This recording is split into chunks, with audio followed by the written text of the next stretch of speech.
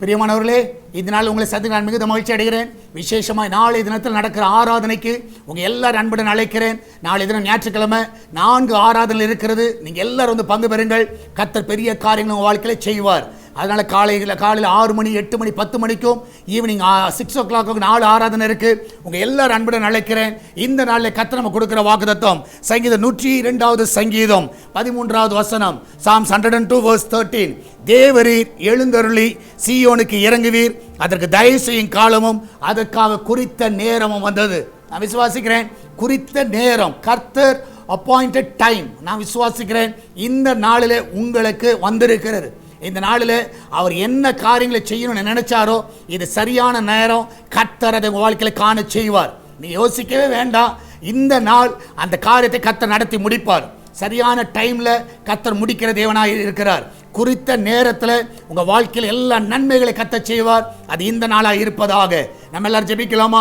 ஆண்டவரே, இந்த நாளில் எங்களுக்கு சரியான அந்த அப்பாயின்மெண்ட் டைமில் ஆண்டவர் எங்களை கொண்டு வந்து நிறுத்தியிருக்கிறீர்.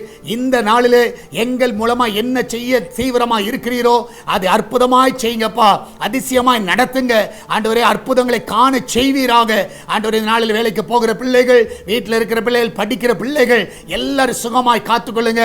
அவர்களுக்கு சரியான நேரத்தில் அவர்களுக்கு என்னென்ன காரியங்கள் நடக்கணுமோ ஆண்டவர் இந்த நாளில் அது தடையில்லாமல் கிடைக்க செய்யுங்கப்பா. விசேஷமாக கர்த்தாவே, எல்லா கடன் பிரச்சனையிலிருந்து விடுதலை கொடுங்கப்பா. எல்லா பலவீனத்திலிருந்து விடுதலை கொடுங்க. எல்லா குடி நாவிலிருந்து விடுதலை கொடுங்க. எல்லா குடும்ப சமாதான கேட்டிலிருந்து விடுதலை கொடுங்க. எல்லா நஷ்டங்களிலிருந்து விடுதலை கொடுங்கப்பா ஆண்டவரே. நல்ல வேலையை கொடுத்து ஆசீர்வதிங்க. அந்த பிள்ளைகளை உயர்த்துங்க டாடி.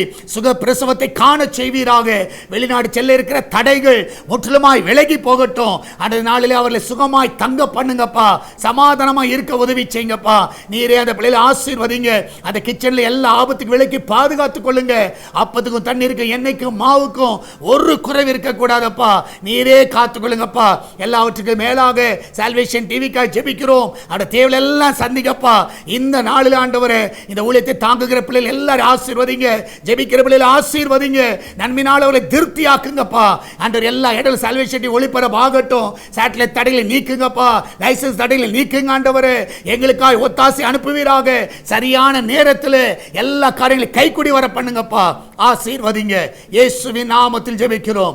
ஆமென், ஆமென். பிரியமானவர்களே, கர்த்தர் உங்க கூட இருக்கிறார். தைரியமா இருங்க.